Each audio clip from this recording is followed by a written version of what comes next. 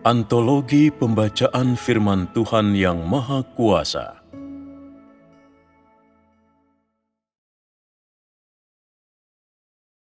Tuhan itu sendiri, Tuhan yang unik. 7. Tuhan adalah sumber kehidupan bagi segala sesuatu. 1. Apa tujuan diskusi kita tentang hal-hal ini? Apakah agar orang dapat meneliti berbagai aturan di balik penciptaan Tuhan atas alam semesta? Apakah supaya membuat orang tertarik dengan astronomi dan geografi? Tidak. Lalu apakah itu? Supaya manusia dapat memahami perbuatan Tuhan. Melalui tindakan Tuhan, orang dapat menegaskan dan memeriksa bahwa Tuhan adalah sumber kehidupan atas segala sesuatu. Jika engkau mampu memahami maksud ini, engkau benar-benar akan dapat menegaskan tempat Tuhan di dalam hatimu. Engkau juga akan dapat menegaskan bahwa Dia adalah Tuhan yang unik itu sendiri, pencipta langit dan bumi dan segala isinya. Jadi, apakah mengetahui aturan atas segala sesuatu dan mengetahui perbuatan Tuhan berguna bagi pemahamanmu tentang Tuhan? Ya. Seberapa berguna? Pertama, ketika engkau memahami perbuatan Tuhan ini, apakah engkau masih tertarik pada astronomi dan geografi? Apakah engkau masih memiliki hati yang skeptis dan meragukan bahwa Tuhan adalah pencipta segala sesuatu? Apakah engkau masih memiliki hati seorang peneliti dan meragukan bahwa Tuhan adalah pencipta segala sesuatu? Tidak. Ketika engkau menegaskan bahwa Tuhan adalah pencipta alam semesta dan selanjutnya menjadi tahu berbagai aturan di balik penciptaannya, akankah di dalam hatimu engkau benar-benar percaya bahwa Tuhan memelihara alam semesta? Ya. Apakah memelihara hanya dikatakan untuk semua jenis makna, ataukah dikatakan dalam keadaan khusus? Adapun Tuhan memelihara alam semesta memiliki arti dan penerapan yang sangat luas. Tuhan bukan hanya menyediakan kebutuhan makanan dan minuman sehari-hari bagi manusia. Dia juga memberi umat manusia segala yang mereka butuhkan, termasuk semua yang dapat dilihat dan tidak dapat dilihat oleh manusia. Tuhan menopang, mengelola, dan mengatur lingkungan hidup yang dibutuhkan manusia. Lingkungan apa saja yang manusia butuhkan di musim apapun, Tuhan telah mempersiapkannya. Atmosfer atau suhu apapun yang sesuai untuk keberadaan manusia juga berada di bawah kendali Tuhan, dan tidak satu pun dari aturan-aturan ini terjadi dengan sendirinya atau sembarangan. Semua ini adalah hasil dari pemerintahan Tuhan dan perbuatannya. Tuhan sendiri adalah sumber dari semua aturan ini dan sumber kehidupan atas segala sesuatu. Inilah fakta yang pasti dan tidak dapat disangkal, entah engkau percaya atau tidak, entah engkau dapat melihatnya atau tidak, atau entah engkau dapat memahaminya atau tidak. Aku tahu Sebagian besar orang hanya percaya dengan apa yang dikatakan dan dilakukan Tuhan dalam Alkitab, dan bahwa Tuhan menyatakan perbuatannya kepada sekelompok kecil orang, sehingga orang dapat melihat nilai keberadaannya dan memahami statusnya, serta mengetahui bahwa dia benar-benar ada. Namun, bagi banyak orang, fakta bahwa Tuhan menciptakan alam semesta dan bahwa Dia mengelola dan menyediakan segala sesuatu tampaknya tidak jelas atau rancu, dan mereka bahkan bersikap ragu. Sikap seperti ini menyebabkan orang terus-menerus percaya bahwa hukum dunia alam terbentuk dengan sendirinya, bahwa perubahan, transformasi, dan fenomena dunia alam dan hukum yang mengatur alam itu muncul dengan sendirinya. Artinya adalah bahwa di dalam pikiran manusia, mereka tidak dapat membayangkan bagaimana Tuhan menciptakan dan memerintah atas segala sesuatu. Mereka tidak dapat memahami bagaimana Tuhan mengelola dan menyediakan segala sesuatu. Karena keterbatasan dasar pemikiran ini, orang tidak percaya pada penciptaan dan kekuasaan Tuhan atas segala sesuatu, dan bahwa Dia adalah penyedia. Dan bahkan orang percaya hanya terbatas pada zaman hukum Taurat, zaman kasih karunia, dan zaman kerajaan, yaitu segala perbuatan Tuhan serta penyediaannya bagi umat manusia, bagaimanapun juga terbatas hanya kepada umat pilihannya. Inilah yang membuat aku benar-benar benci melihatnya dan mendatangkan kepedihan yang begitu besar, karena manusia menikmati semua yang Tuhan beri, namun sekaligus menolak semua yang Dia lakukan dan semua yang Dia berikan kepada mereka. Orang hanya percaya bahwa langit dan bumi dan segala sesuatu diatur oleh aturan alam mereka sendiri dan oleh hukum alam mereka sendiri, dan bahwa mereka tidak memiliki penguasa yang mengendalikan mereka atau penguasa yang menyediakan dan memelihara mereka. Bahkan jika engkau percaya kepada Tuhan, engkau mungkin tidak percaya semua ini adalah perbuatannya. Inilah salah satu area yang paling diabaikan oleh setiap orang percaya di dalam Tuhan, oleh setiap orang yang menerima firman Tuhan dan yang mengikut Tuhan. Jadi, begitu aku mulai mendiskusikan sesuatu yang tidak berhubungan dengan Alkitab atau yang disebut istilah rohani, sebagian orang menjadi jemu atau lelah atau bahkan tidak nyaman. Tampaknya hal itu telah menjadi terasing dari orang-orang rohani dan hal-hal rohani. Itu sesuatu yang buruk untuk urusan mengetahui perbuatan Tuhan. Meskipun kita tidak menyebutkan astronomi, geografi, atau biologi, kita tahu kekuasaan Tuhan atas segala sesuatu.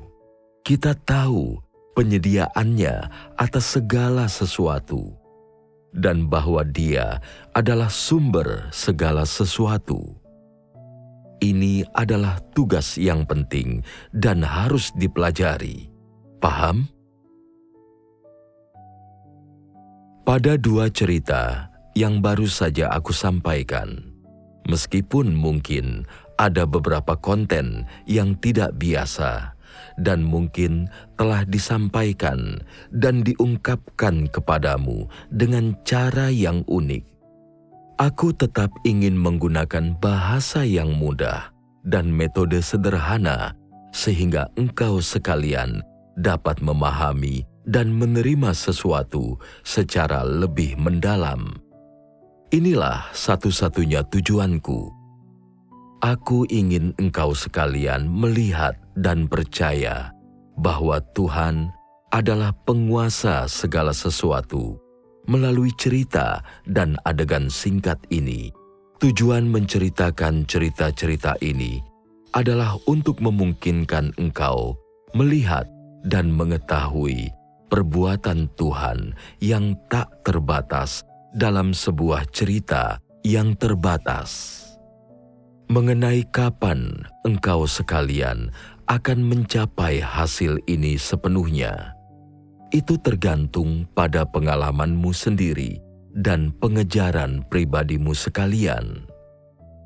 Jika engkau mengejar kebenaran, dan jika engkau berusaha mengenal Tuhan, hal-hal ini akan berfungsi sebagai pengingat yang teguh dan kuat bagimu. Semua ini akan memungkinkan engkau memiliki kesadaran yang lebih dalam, kejelasan dalam pemahamanmu, dan engkau secara bertahap akan mendekati perbuatan Tuhan yang sebenarnya, kedekatan yang akan tanpa jarak dan tanpa kesalahan. Namun, jika engkau tidak berusaha mengenal Tuhan, cerita-cerita yang engkau dengar itu tidak akan merugikanmu.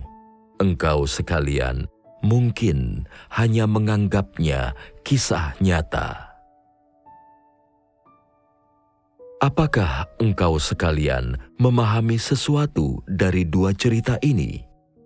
Pertama, apakah kedua cerita ini terpisah dari pembahasan kita sebelumnya tentang kepedulian Tuhan terhadap umat manusia?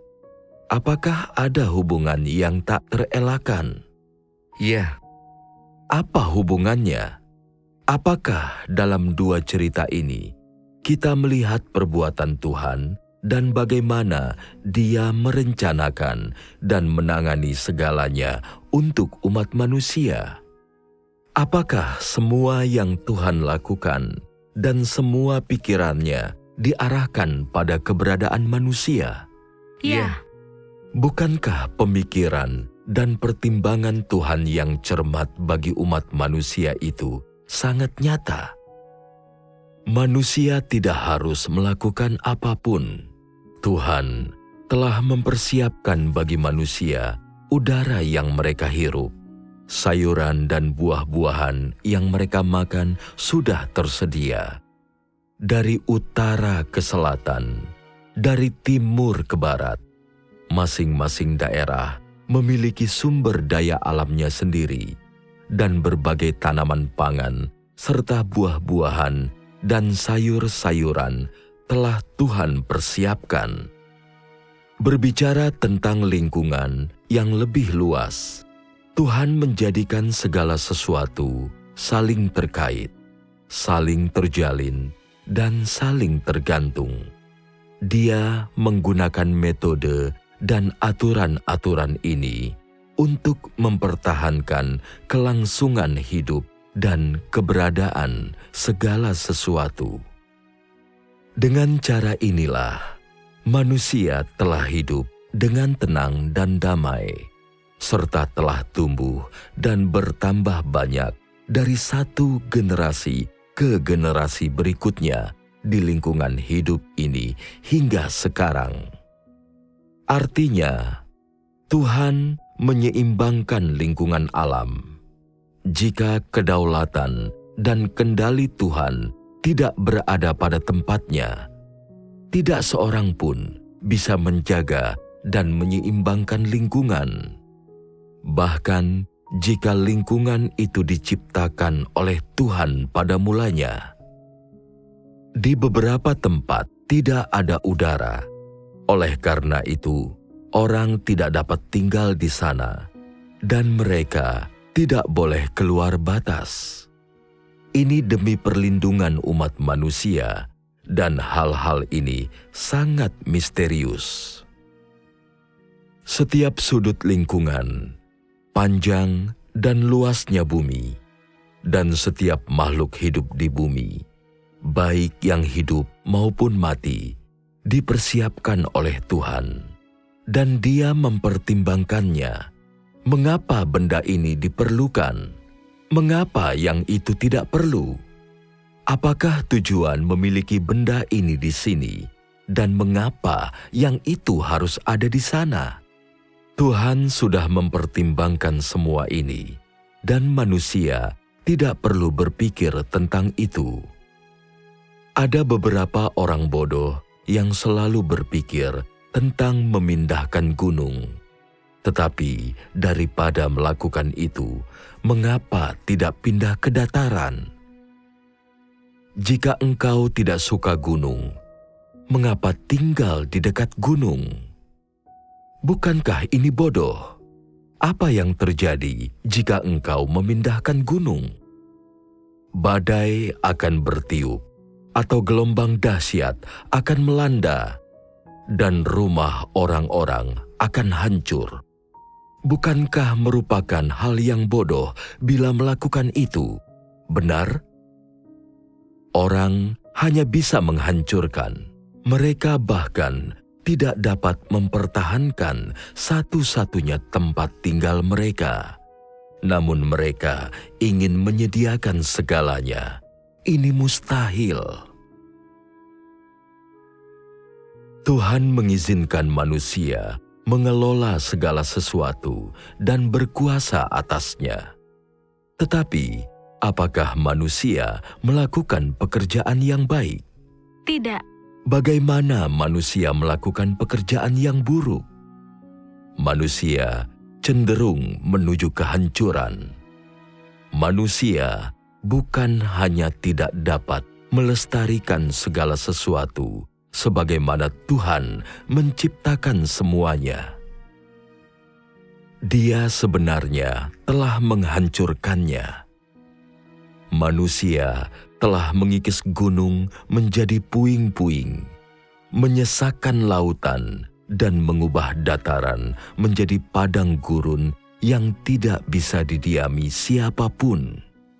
Namun sekalipun demikian, di padang gurun, manusia telah membuat industri dan membangun pangkalan nuklir, dan kehancuran tersebar luas ke semua arah. Sungai bukan lagi berupa sungai. Laut bukan lagi berupa laut.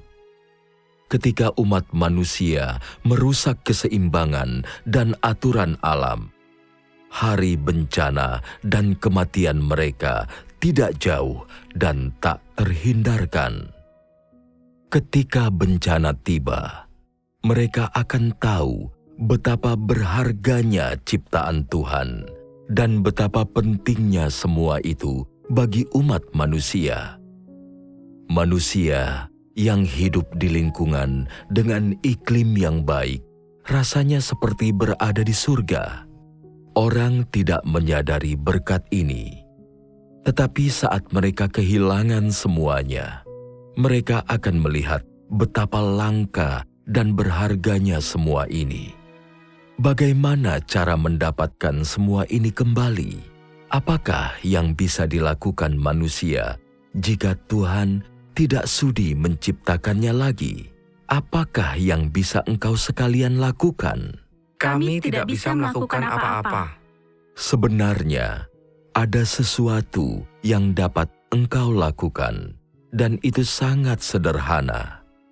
Ketika aku memberitahu engkau sekalian apakah itu, engkau sekalian akan segera tahu bahwa itu dapat dikerjakan dengan mudah.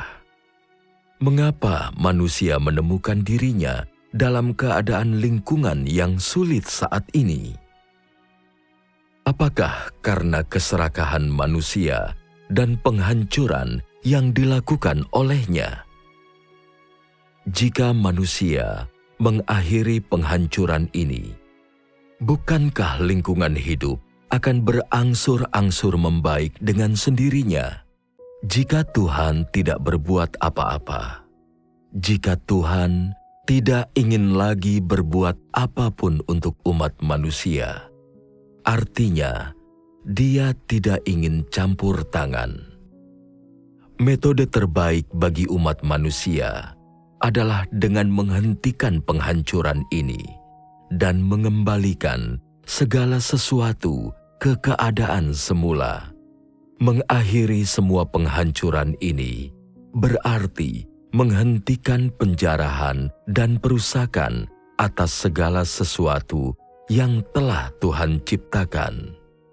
Ini akan memungkinkan lingkungan tempat manusia hidup mengalami perbaikan secara bertahap. Tidak melakukannya akan mengakibatkan kerusakan lingkungan lebih lanjut, dan keadaan itu hanya akan menjadi lebih serius. Apakah metodeku sederhana? Ya, benar. Sederhana dan mudah dikerjakan, bukan? Sederhana memang, dan mudah dikerjakan untuk sebagian orang. Tetapi, apakah mudah dikerjakan untuk sebagian besar manusia di bumi? Tidak. Menurutmu sekalian, paling tidak, apakah pekerjaan itu mudah dikerjakan? Ya. Jawaban "ya" engkau sekalian berasal dari mana?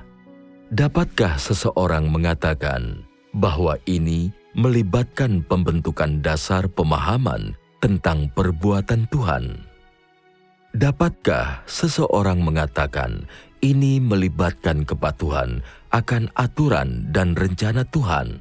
Ya. Ada cara untuk mengubah semua ini, tetapi bukan itu topik yang sedang kita bahas sekarang. Tuhan bertanggung jawab atas setiap kehidupan manusia, dan Dia bertanggung jawab sampai akhir. Tuhan memelihara engkau, bahkan jika engkau telah muak oleh lingkungan yang dihancurkan oleh iblis, atau terkena dampak polusi, atau menerima beberapa bahaya lain. Itu tidak masalah. Tuhan memelihara engkau, dan Dia akan membiarkan engkau terus hidup. Apakah engkau beriman hal ini? Ya. Tuhan tidak menganggap enteng kehilangan nyawa manusia.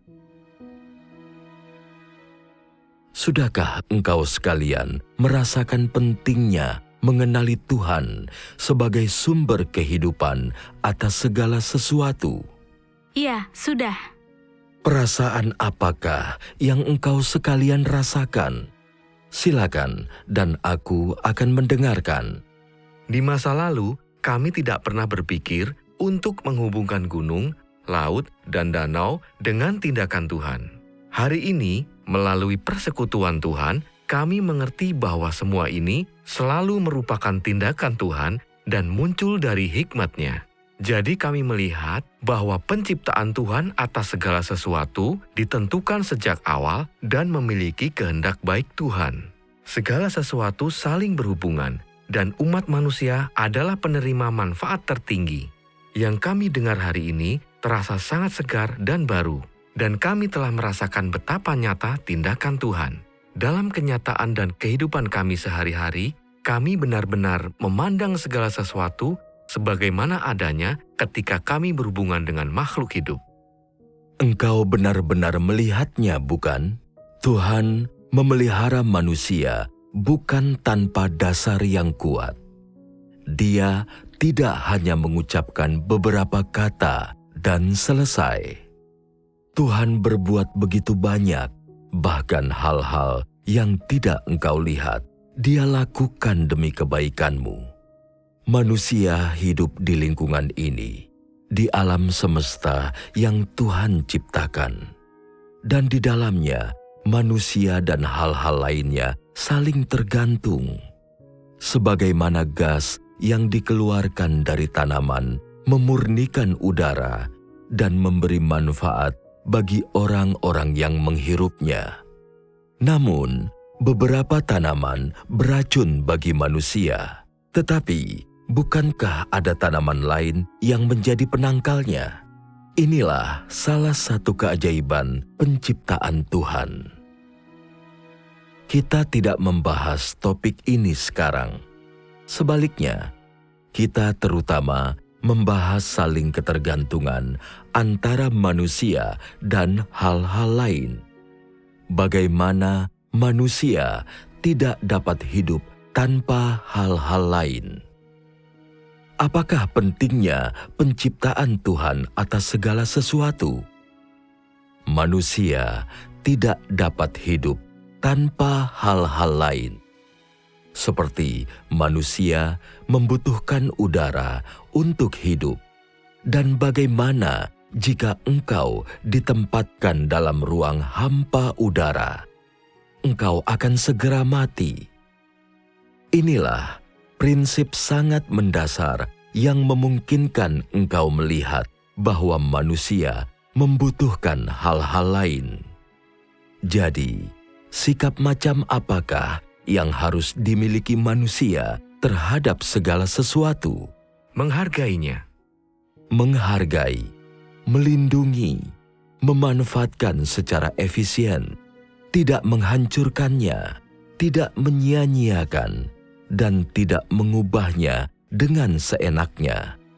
Sebab segala sesuatu berasal dari Tuhan dan diberikan kepada umat manusia.